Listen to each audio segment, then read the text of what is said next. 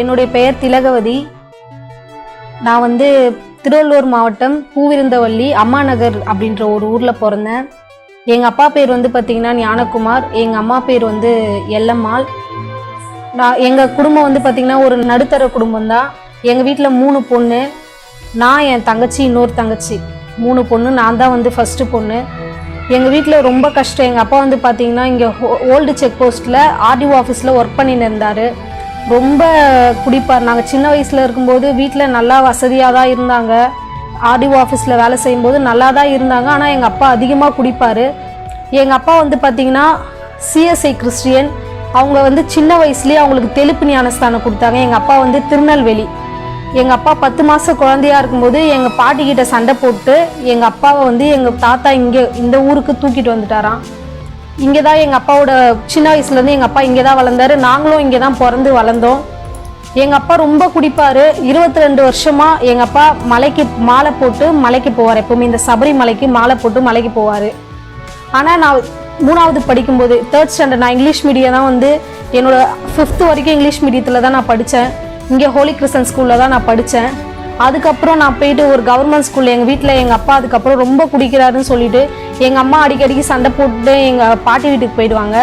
அதனால் நாங்கள் வந்து இங்கே கவர்மெண்ட் ஸ்கூலில் சேர்த்தாங்க. ஒரு 2 வருஷம் நான் கவர்மெண்ட் ஸ்கூலில் படித்தேன். திருப்பி எப்போ பார்த்தாலும் சண்டை போட்டுன்னு ஊருக்கு போயிடுறாங்களே எங்கள் அம்மா அப்படின்னு சொல்லிட்டு என்னை கூட்டின்னு போயிட்டு எங்கள் பாட்டி வீட்லேயே சேர்த்துட்டாங்க. நானும் என் தங்கச்சியும் எங்கள் பாட்டி வீட்டில் தான் படித்தோம், சுங்குவாச்சத்திரத்தில். நான் 10th வரைக்கும் அங்கே தான் படித்தேன். நான் 3rd ஸ்டாண்டர்ட் படிக்கும்போதுலேருந்து சபைக்கு போயிட்டு இருந்தேன். சண்டே கிளாஸ் இங்கே வந்து எங்கள் ஃபாஸ்டர், இப்போ நான் சபைக்கு வர எங்கள் பாஸ்டர் தான் எங்களுக்கு வந்து சண்டே கிளாஸில் ஃபஸ்ட்டு அவர் சொல்லி கொடுத்த வசனம் வந்து பார்த்திங்கன்னா, துன்மார்க்குடைய ஆலோசனையில் நடவாமலும் பாவிகளுடைய வழியில் நில்லாமலும் பரியாசக்காரர் உட்காரும் இடத்தில் உட்காராமலும் சொல்லிட்டு சங்கீதம் 1:1 தான் அவருக்கு எங்களுக்கு ஃபஸ்ட்டு சொல்லி கொடுத்த வசனம். சின்ன வயசுலேருந்தே சண்டே கிளாஸ் போவேன். 3rd ஸ்டாண்டர்ட் படிக்கும்போதுலேருந்தே நான் சண்டே கிளாஸ் போவேன். சண்டே கிளாஸ் விடவே மாட்டேன். எங்கள் அப்பா சபரிமலைக்கு போனால் கூட சிஎஸ்ஐ சர்ச்சுக்கு வாரம் சர்ச்சுக்கு வருவோம். அங்கே பூந்தமல்லியிலேருந்து அப்போ நசரத்பேட்டையில் இங்கே சர்ச்சுக்கு வருவோம். வாரம் சர்ச்சுக்கு வந்து போவோம். ஆனால் எங்கள் வீட்டில் வந்து பார்த்திங்கன்னா எங்கள் அப்பா ரொம்ப குடிப்பார், எங்கள் அம்மாவை ரொம்ப அடிப்பார். எங்களால் அப்போ படிக்க முடியாது. கொஞ்சம் ஒரு சுச்சுவேஷன், எங்கள் 3ஆவது தங்கச்சி முடிந்த உடனே எங்கள் அப்பா அந்த வேலையை விட்டு நின்ட்டார். வேலைக்கே போக மாட்டார். நான் வந்து 5ஆவது படிப்பேன். என் சின்ன தங்கச்சி வந்து குழந்தைய பார்த்துக்கணும். நான் ஸ்கூல்லேருந்து வந்து எங்கள் தங்கச்சி பால்வாடி கூட்டின்னு போயிட்டு குழந்தைய பார்த்துக்கணும். எங்கள் அம்மா வந்து வேலைக்கு போவாங்க. எங்கள் அப்பா வேலைக்கெலாம் போக மாட்டார். அப்படியே சுற்றின்னு குடிச்சின்னு அப்படி தான் இருந்தார். அப்போ கூட நான் வந்து ஏசப்பா விடலை. நான் வந்து சர்ச்சுக்கு வருவேன். அப்போ எங்களுக்கு எதுவுமே தெரியாது. சர்ச்சுக்கு போனால் சண்டே கிளாஸ்லாம் நடத்துவாங்க, சபைக்கு போனால் வந்து சாப்பாடு போடுவாங்க, அப்படிலாம் யோசிச்சு போன நாட்கள் நிறைய உண்டு. சின்ன வயசுலேருந்தே ரொம்ப கஷ்டப்பட்டேன். ஆனால் நான் நல்லா படிப்பேன். எப்பவுமே என்னோட ரேங்க் கார்டில் ஃபுல்லாகவே ஃபஸ்ட் ரேங்க் தான் இருக்கும். நல்லா படிப்பேன். எல்லா சப்ஜெக்ட்டுமே. எனக்கு இங்கிலீஷ் ரொம்ப வரும், தமிழ் எனக்கு சரியாக வராது. 10th வரைக்கும் எங்கள் பாட்டி தான் என்னை கஷ்டப்பட்டு படிக்க வச்சாங்க. அவங்க வந்து எங்கள் அம்மா கூட பிறந்தவங்க மாமா சித்திலாம் இருக்காங்க. அங்கே தான் நான் வந்து வளர்ந்தேன், படித்தேன். +1 +2 என்ன பண்ணாங்க, அம்மா இங்கே வந்து படிக்கிட்டோம், சரி இப்போ பசங்க கொஞ்சம் பெரிய பசங்களாகிட்டாங்கன்னு சொல்லிட்டு இங்கே கூப்பிட்டு வந்து படிக்க வச்சாங்க. 12வது வரையும் படித்தேன். நான் இங்கே கீழ்மணமேடு ஸ்கூலில் தான் படித்தேன், பயோமேக்ஸ். ஒரு பாஸ்டர் தான் என்னை கூட்டின்னு போய் சேர்த்தாரு. நாங்கள் வந்து வேறு பாய் ஸ்கூல் போகிறோம், அந்த ஸ்கூல் போகிறோம்னு சொல்லிட்டு நிறைய ஸ்கூலுக்கு போகலான்னு யோசித்தோம். அதுக்கப்புறம் ஒரு பாஸ்டர் தான் எங்களை கூட்டின்னு போயிட்டு அங்கே சேர்த்தாரு. கரெக்டாக நாங்கள் 11வது படிக்கும்போது நான் ஞானஸ்தானம் எடுத்தேன். எல்லாருமே எடுக்கிறாங்களே ஞானஸ்தானம், நம்மளும் எடுத்துக்கலாம் அப்படின்னு சொல்லிட்டு தான் நாங்கள் ஞானஸ்தானம் எடுத்தேன். என்னோட ஞானஸ்தானோட பேர் வந்து பார்த்திங்கன்னா பிளெஸி. அப்போ திடீர்னு எல்லாருக்கும் வந்து முன்னாடியே பேர்லாம் யோசிச்சு வச்சாங்க. ஆனால் எங்களுக்கு அப்படிலாம் கிடையாது. திடீர்னு என்ன பேருன்னு சொல்லிட்டு கேட்டாங்க. பாஸ்டருக்கு இல்லை பிளெஸி அந்த பொண்ணுக்கு அப்படி வச்சிருங்கன்னு சொல்லிட்டு அப்படிதான் எனக்கு வந்து பிளெஸின்ட்டு. ஒருவேளை ஏசப்பா வந்து எனக்கு அப்போவே முன்குறிச்சு வச்சுட்டாரோ பிளெஸி அப்படின்னு சொல்லிட்டு பார்த்தேன். அதுக்கப்புறம் வந்து பார்த்தீங்கன்னா நான் +2 முடித்த உடனே ஒரு ஆயில் கடையில் வேலைக்கு போனேன். எங்கள் பெரியப்பா கடை தான் அது. ஆயில் கடையில் வேலைக்கு போனேன். அப்பவும் வீட்டில் ரொம்ப கஷ்டம். எங்கள் வீடு பார்த்தீங்கன்னா ரொம்ப ஓலை வீடு, தரல. எப்போவுமே தண்ணி வந்துடும். அந்த பகுதியில் வந்து பார்த்திங்கன்னா கொஞ்சம் மழைக்காலம் வந்தாலே தண்ணி வந்துடும். அங்கங்கே ஸ்கூலில் போய் தங்குற ஒரு சூழ்நிலை. யாராச்சும் சாப்பாடு தருவாங்களா, யாராச்சும் நம்மளை பார்த்துக்குவாங்களா அப்படின்னு சொல்லிட்டுலாம் ரொம்ப கஷ்டப்பட்ட நாட்கள் உண்டு. அதுக்கப்புறம் +2 முடிச்சுட்டு அந்த ஆயில் கடைக்கு வேலைக்கு போயிட்டு இருந்தேன். கொஞ்ச நாள் கழிச்சு அம்பத்தூரில் எங்கள் அக்கா கம்பெனி வச்சுருக்காங்க, அவங்ககிட்ட கொஞ்ச நாள் வேலைக்கு போனேன். அதுக்கப்புறம் வந்து பார்த்திங்கன்னா இங்கே SMRன்னு ஒரு கம்பெனி இருக்குது, அங்கே வேலை செஞ்சுட்டு இருந்தேன். அங்கே வேலை செஞ்சு முடிச்சுட்டு வந்து பார்த்திங்கன்னா அதுக்கப்புறம் நான் வேலைக்கு போகல. என் தங்கச்சிங்க 2 பேரும் படிச்சுட்டு இருந்தாங்க. கொஞ்ச நாள் கழிச்சு என் தங்கச்சி இன்னொரு தங்கச்சி +2 முடிச்சுட்டு அவளும் வந்து வேலைக்கு போக ஆரம்பிச்சிட்டா. இன்னொரு தங்கச்சி 10th முடிச்சுட்டு அவளும் இதுக்கப்புறம் படித்தா நாங்கள் ரொம்ப கெஞ்சோம் எங்கள் தங்கச்சிக்கிட்ட, நீ படிமா, நாங்கள் 2 பேரும் தான் படிக்கல, நீயாச்சும் படின்னு சொல்லிட்டு கேட்டோம். அவள் இல்லை வேணாம் நான் வேலைக்கு போகிறேன்னு சொல்லிட்டு வேலைக்கு போனான்.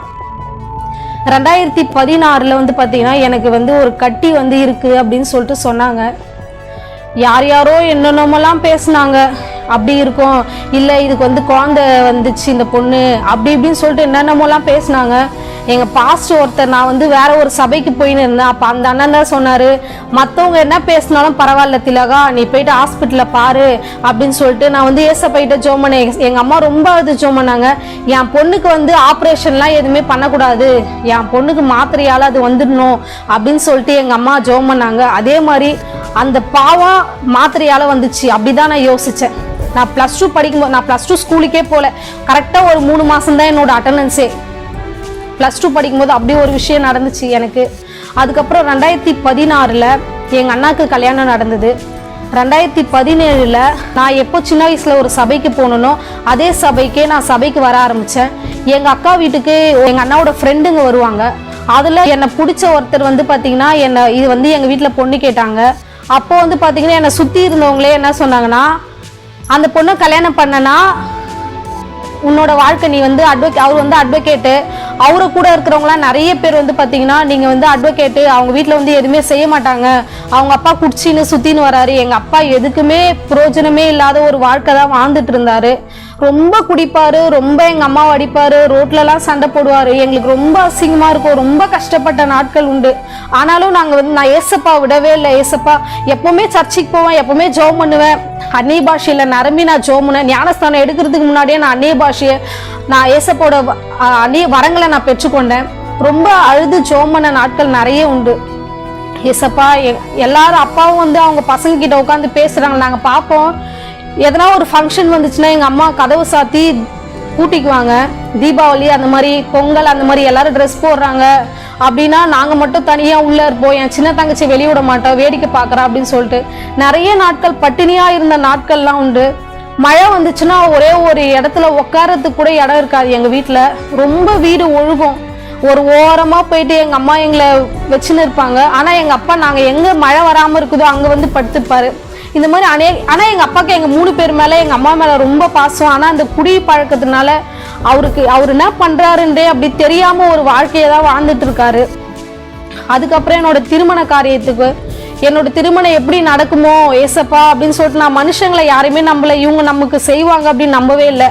அப்புறம் எங்கள் அம்மா கூட பிறந்த தங்கச்சி அவங்க வீட்டுக்கார் வந்து சரி இது மாதிரி கேட்டு போயிருக்காங்க, அவன் பையன் அட்வொகேட்டாக இருந்தாலும் நம்ம வீடு தேடி, வீடு ஓலை வீடு தான், தரை கூட வந்து சாணி போட்டு மொழுகிற ஒரு தரை தான், இந்த மாதிரி இடத்துல வந்து பொண்ணு கேட்குறானே அப்படின்னு சொல்லிட்டு கேட்டாங்க. அதுக்கப்புறம் என்னை பொண்ணு கேட்ட மாப்பிள்ளை கிட்ட நான் சொன்னேன், இந்த மாதிரி நான் வந்து ஞானஸ்தானம் எடுத்துகிட்டு இருக்கேன். என் கூட ஞானஸ்தானம் எடுத்த நிறைய பேர் வந்து பார்த்திங்கன்னா ஹிந்து முறைப்படி தான் கல்யாணம் பண்ணிட்டு போயிட்டாங்க. ஆனால் எனக்கு அப்படி ஒரு வாழ்க்கை தேவையில்லை, எனக்கு வந்து கிறிஸ்டியன் முறைப்படி தான். அதாவது நீங்கள் மோளமோ அந்த ஐயர் வச்சுலாம் எதுவுமே பண்ணக்கூடாது, எனக்கு கிறிஸ்டியன் தாலி தான் கட்டணும் அப்படின்னு சொல்லிட்டு நான் ரொம்ப ஜெபம் பண்ணேன். ஏசப்பா மற்றவங்களுக்கு நடந்த ஒரு விஷயத்தை, அந்த பாவத்தை நான் செய்யவே கூடாது ஏசப்பான்னு சொல்லிட்டு நான் இது பண்ணேன். அதே மாதிரி அவர் ஒத்துக்கினாரு. ஜனவரி 23 அன்னைக்கு எங்களுக்கு திருமணம் ஆச்சு. ₹1 கிடையாது, முன்னாடி சேர்த்து வச்ச விஷயமும் எதுவுமே கிடையாது. எங்கள் வீடு அதே ஓலை வீடு தான், அதே ஒழுகுற விஷயம்தான். எங்கள் சித்தப்பா வந்து ஏசப்பா அவரோட மனசில் பேசி எங்கள் சித்தப்பா முன்னாடி நின்று என் சின்ன தங்கச்சி வேலைக்கு போய் சீட்டு போட்டுருந்து ₹1,00,000 கொடுத்தா. என் இன்னொரு தங்கச்சி கடனாக சாமான் எடுத்து கொடுத்து அதை நான் வந்து எடுத்துக்கிறேன் அப்படின்னு சொல்லிட்டு அவங்க 2 பேரும் வந்து பார்த்தீங்கன்னா எடுத்துக்கிட்டாங்க. இந்த மாதிரி என்னோட திருமணம் நடந்துச்சு. திருமணம் ஆன கொஞ்ச நாள் எனக்கு இந்த திருமணம் ஆகிட்டு எனக்கு குழந்தையே இருக்கக்கூடாதுன்னா நிறைய பேர் யோசிச்சாங்க.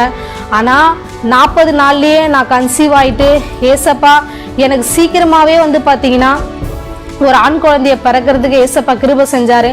என் மகன் பேசவே மாட்டான், அது வந்து வயிற்றுலேயே வந்து கூழா போயிடும் அப்படின்னு சொல்லிட்டு நிறைய பேர் யோசிச்சாங்க. நிஜமாவே நான் ஆராதிக்கிற தெய்வம் வந்து பார்த்தீங்கன்னா உயிருள்ள தெய்வம். ஒவ்வொரு நாளும் நான் ஜபித்த ஜபம் தான் என் பையன், எனக்கு ஒரு பையன், எங்கள் வீட்டுக்காரர் ஆசைப்பட்ட மாதிரியே கிஃப்டன் அப்படின்னு சொல்லிட்டு பிரதிலன் என்னோட பையன் பேர், எனக்கு ஒரு ஆண் குழந்தைய கொடுத்தாரு. என் பிள்ளை 1.5 வயசாக இருக்கும்போது நான் 7 மாதம் வயிற்றில் வச்சுட்டு இருந்தேன். அதுக்கப்புறம் கொஞ்ச நாள் போச்சு. அதுக்கப்புறம் எனக்கு 2வது ஒரு பெண் குழந்தை பிறந்துச்சு. என் பையன் 7 மாதம் வயிற்றுல இருக்கும்போது எனக்கு டைஃபாய்டு வந்தது. என்னை கேஎம்சியில் அட்மிட் பண்ணி வச்சுருந்தாங்க. 15 நாள் நான் கேஎம்சியில் இருந்தேன். அப்போல்லாம் வந்து பார்த்தீங்கன்னா என் பொண்ணோ பையனோ வயிற்றுல இருக்கும்போது எனக்கு அடிக்கடிக்கு பலவீனம், அடிக்கடிக்கு லோ பிபி ஆகிட்டு கீழே விழுந்துருவேன், எங்கேயாச்சும் விழுந்துருவேன், திடீர்னு என்னோட பல்ஸ் கம்மியாயிடும். அந்த மாதிரி நிறைய பலவீனங்கள் வந்துச்சு. நான் அதிகமாக ஜெபம் பண்ண ஆரம்பித்தேன். நான் சின்ன வயசில் போன சண்டே கிளாஸ் போனேன். பால் கருணாகரன் அண்ணா பிளஸட் பெனியல் சபையில் வந்து எங்களுக்கு சின்ன வயசுலேருந்து அவர் தான் வந்து அவரோட ஃபேமிலியோட வந்து எங்களுக்கு சண்டே கிளாஸ் நடத்தினாரு. ஒரு அதிகாரமாக எங்களை படிக்க வச்சவர். நாங்கள் பைபிளை முடிச்சதுக்கு காரணமும் அவர் தான். ஒரு பைபிள் அதிகாரத்தையும் எங்களை படிக்க வச்சு அதுலேருந்து எங்களுக்கு வந்து பார்த்தீங்கன்னா டெஸ்ட் வச்சாரு. இந்த மாதிரி வந்து எங்களோட ஆவிக்குரிய வாழ்க்கையில எங்களை சின்ன வயசுலேருந்து அவரு நடத்தின வழியில தான் வாலிப பிரயத்தில் நாங்கள் வேற ஒரு சபைக்கு போக ஆரம்பிச்சிட்டோம். அவர் வந்து பார்த்தீங்கன்னா அதுக்கப்புறம் எனக்கு திருமணம் ஆனதுக்கு அப்புறம் நான் பழைய எங்கள் பிளஸட் பெனியல் சபை பால் கருணாகரையா சபைக்கே வர ஆரம்பிச்சிட்டேன். எங்களுக்காக அதிகமாக ஜெபம் பண்ண ஆரம்பிச்சாங்க எங்கள் சபை மக்கள். நைட்டில் திடீர்னு என் பையனுக்கு அழுதுகிட்டே இருப்பா, தூங்கவே மாட்டா. எங்கள் பாஸ்ட்டுக்கு ஃபோன் பண்ணிட்டு, அண்ணா நான் இது மாதிரி வரேன்னா வந்து என் பையனுக்கு ஜெபம் பண்ண எத்தனை மணிக்கு 2 மணிக்கு வந்தாலும் சரி 3 மணிக்கு வந்தாலும் சரி என் பையனுக்கு வந்து ஜெபம் பண்ணுவோம். உடனே என் பையன் நல்லாயிடுவான். சிரிக்க வச்சு அவனை கொஞ்ச நேரம் ரிலாக்ஸ் பண்ணி அதுக்கப்புறம் வீட்டுக்கு அனுப்புவார். திருப்பியும் அதே மாதிரி அழுவான். திருப்பி இங்கேயே கூட்டினு வந்து இவன் தூங்கின உடனே கூட்டின்னு போங்க அப்படின்னு சொல்லிட்டு ஜெபம் பண்ணி அனுப்புவார். ஒவ்வொரு நாளும் எங்களை ஜெபம் பண்ணி இந்த அளவுக்கு என் குடும்பம் ஒரு ஆசீர்வாதமாக இருக்குது. என்னோட கணவர் இன்னும் ரட்சிக்கப்படலை. அநேக நாள் அவர் சபைக்கு என்னோட வீட்டுக்கு வரும்போதெல்லாம் அவர் சீக்கிரமாக ரட்சிக்கப்படணும்னு சொல்லிட்டு அதிகமாக நாங்கள் எங்களுக்காக ஜெபம் பண்ணவர் அவர். எனக்கு பார்த்தீங்கன்னா நான் அதிகமாக அவரை வந்து அண்ணான்னு தான் கூப்பிடுவேன். நான் சின்ன வயசுலேருந்தே எங்கள் ஐயாவை எல்லாரும் ஐயான்னு சொல்லுவாங்க. எனக்கு அப்பா மாதிரி என்னோட அப்பா அம்மா. நான் யார்கிட்டனா சொல்லணும், என்னோட ஃப்ரெண்ட்ஸ் கிட்ட போடணும், ஒரு சொல்லணும் அப்படின்னா கூட என்னோட அப்பா எங்கள் அம்மா அந்த அளவுக்கு எங்களை ஆவிக்குள்ளாக இந்த நிமிஷம் வரைக்கும் எங்களை நடத்திட்டு வரவர் எங்கள் ஊழியக்காரர் மட்டும்தான். என் பையனுக்கு கரெக்டாக ஒரு வயசு 10 மாதம் இருக்கும்போது ரொம்ப ஃபீவர், லூஸ் மோஷன் ஆகுதுன்னு சொல்லிட்டு பரிமலர் ஹாஸ்பிட்டலில் கூட்டின்னு போயிட்டு அட்மிட் பண்ணோம். அங்கே அட்மிட் பண்ணும்போது டாக்டர் சொன்னாங்க ஒன்றும் இல்லை ஃபீவர் தான் அப்படின்னு சொல்லிட்டாங்க.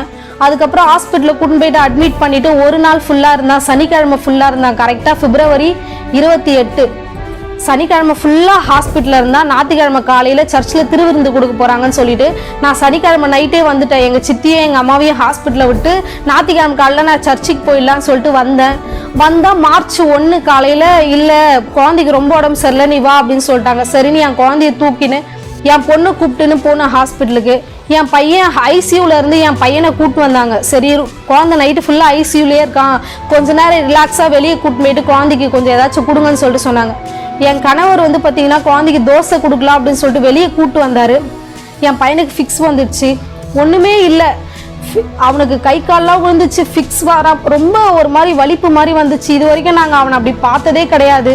ஏன்னா எங்கள் வீட்டில் யாருக்குமே பையன் கிடையாது. இவன் தான் ஃபஸ்ட்டு பையன். ரொம்ப கஷ்டமான ஒரு சூழ்நிலை. அவன் செத்து போயிட்டா அப்படின்னு தான் நாங்கள் எல்லாருமே நினச்சோம். ஏசப்பா என் பிள்ளைய கொடுத்துட்டு இது மாதிரி எடுத்துக்கினீங்களே அப்படின்னு சொல்லிட்டு நான் ரொம்ப எங்கள் வீட்டுக்கார் பைத்தியமாகவே ஆயிட்டாரு அந்த ஒரு நிமிஷத்தில்.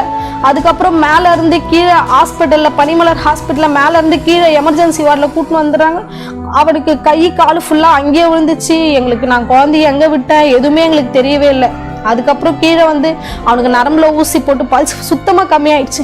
வெளியே இருந்து அழுது ஜோமன் ஏசப்பா நான் அடுத்த வாரம் வந்து சாட்சி சொன்னாண்டவர் என் குழந்தைய கூட்டின்னு வந்தேன் அப்படின்னு சொல்லிட்டு நான் வெளியே நின்று ரொம்ப அழுது ஜோம் பண்ணேன்.